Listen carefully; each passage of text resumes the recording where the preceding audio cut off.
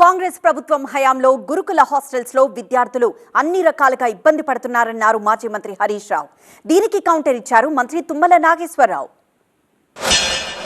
ఆనాడు మా ప్రభుత్వం ఉన్నప్పుడు ఎప్పుడన్నా 6 నెలలకో ఏడాదికో ఒక్క చోట జరిగితే వీళ్ళు రాద్ధాంతం చేద్దురు. కానీ ఇలా అసలు గురుకులాల్లో పిల్లలు అనారోగ్యం పాలైనరు.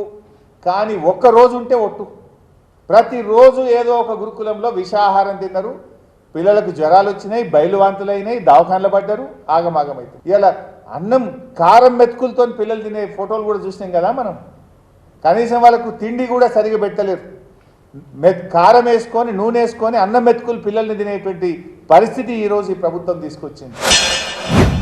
ఇవాళ సోషల్ వెల్ఫేర్ హాస్టళ్లలో ఆ పరిస్థితులు ఎందుకున్నాయి? మీరు పెట్టినటువంటి రెసిడెన్షియల్ స్కూల్స్లో పిల్లలు ఆ బాధలు ఎందుకు పడుతున్నారు?